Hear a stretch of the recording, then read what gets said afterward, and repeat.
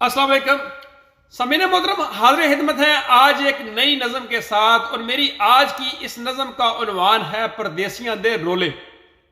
ये रोले जिहड़े ने बशमूल मेरे हर दूजे चौथे घर दे विच मौजूद ने। खासकर जिहड़े परदेसी वो मेरे भरा जिहड़े दियारे गैर दे विच बैठे हुए ने, लेकिन उन्हां दियां सवाणियां, उन्हां दियां बुढ़ियां, उन्हां दियां जनानियां, उन्हां दियां वाइफां पाकिस्तान दे विच पिछे मौजूद ने। ते ਉਹ नवे नवे रोज़ उन्होंने कट्टे खोले होने ने ते ਉਹ ਦਾਸਤਾਨ ਜਿਹੜੀਆਂ ਨੇ ਆਪਣੀਆਂ ਕਿਸਨਾ ਆਪਣੇ ਹਾਮਦਾਂ ਨੂੰ ਆਪਣੇ ਹਸਬੈਂਡ ਨੂੰ ਉਹ ਸੁਣਾਉਣੀਆਂ ਨੇ। ਇਨਸ਼ਾਅੱਲਾ ਤੁਹਾਨੂੰ ਜਿਹੜਾ ਉਹ ਮੈਂ ਚਸ ਲੈ ਕੇ ਸੁਣਾ ਰਿਹਾ ਵਾਂ ਤੇ ਤੁਸੀਂ ਵੀ ਚਸ ਲੈ ਕੇ ਸੁਣਨੀ ਹੈ। ਠੀਕ ਹੈ, ਇਨਸ਼ਾਅੱਲਾ ਤੁਹਾਨੂੰ ਮਜ਼ਾ ਆਏਗਾ।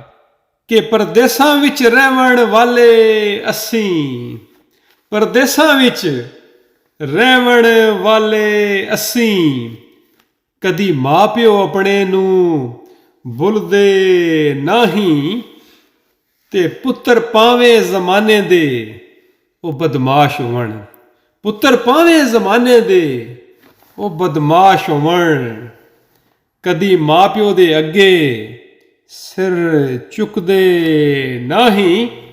ਪੁੱਤਰ ਭਾਵੇਂ ਜ਼ਮਾਨੇ ਦੇ ਬਦਮਾਸ਼ ਹੋਣ, ਕਦੀ ਮਾਂ ਪਿਓ ਅੱਗੇ ਸਿਰ ਚੁੱਕਦੇ ਨਹੀਂ। ਤੇ ਅਸਾਂ ਮਿਹਨਤਾਂ ਮੁਸ਼ੱਕਤਾਂ ਲਈ ਕਈ ਕਰ ਕੁਰਬਾਨ ਕੀਤੇ। ਅਸਾਂ ਮਿਹਨਤਾਂ ਮੁਸ਼ੱਕਤਾਂ ਲਈ ਕਈ ਕਰ ਕੁਰਬਾਨ ਕੀਤੇ।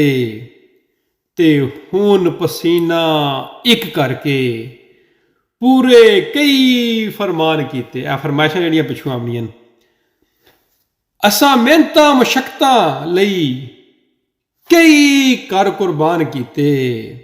ਤੇ ਖੂਨ ਪਸੀਨਾ ਇੱਕ ਕਰਕੇ ਉਹ ਪੂਰੇ ਕਈ ਫਰਮਾਨ ਕੀਤੇ।